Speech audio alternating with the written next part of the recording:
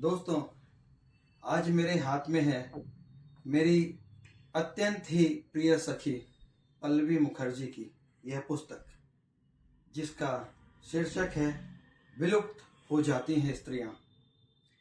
पल्लवी जी को मैं जमाने से पढ़ता आ रहा हूँ।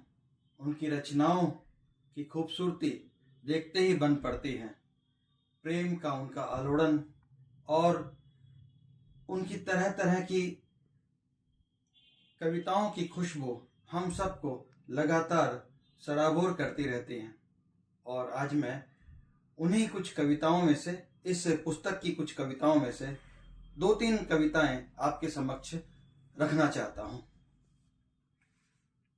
पहली कविता है हवा के कानों में। उन्होंने उस वृक्ष के चारों ओर चक्कर काटना छोड़ दिया है। उन्होंने उस वृक्ष के चारों ओर चक्कर काटना छोड़ दिया है जहां खड़े हो तुम। गठरी की तरह बैठी हुई वे उतार रही हैं अपने जीवन के उन तमाम दुखों को जो अनंत काल से खरोंचे जा रहे थे। उन घावों की तरह वे नहीं चाहती भरना उन्हें जो टीसते रहते हैं अर्धरात्रि में।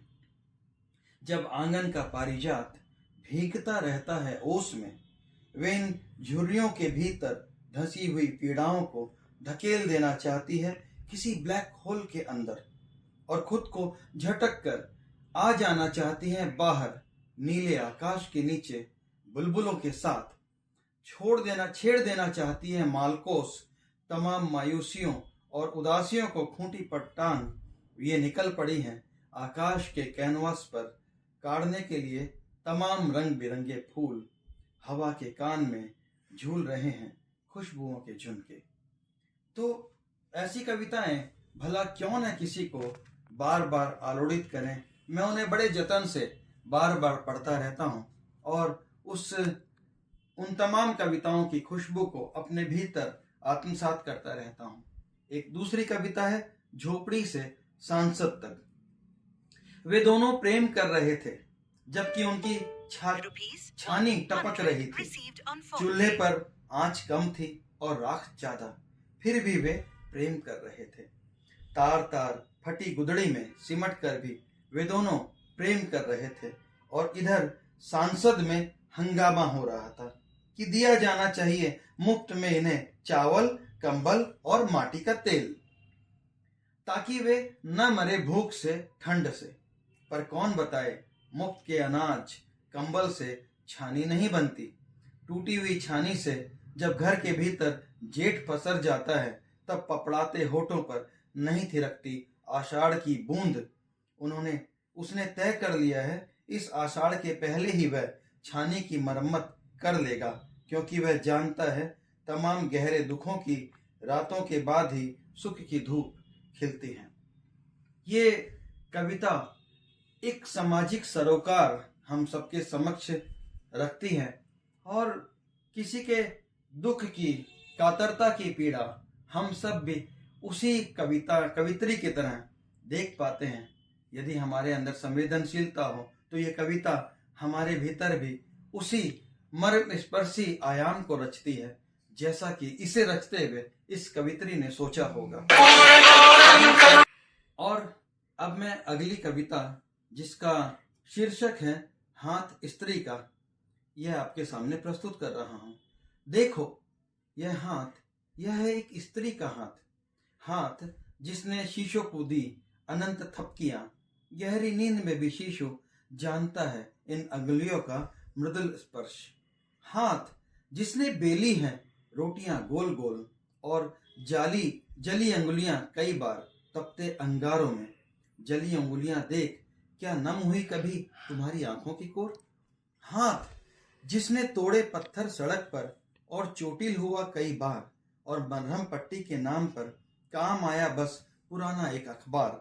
हाँ, यह हाथ है एक स्त्री का, चलना है जिसे निरंतर बिना थके बिना रुके जीवन के अंतिम पड़ाव तक।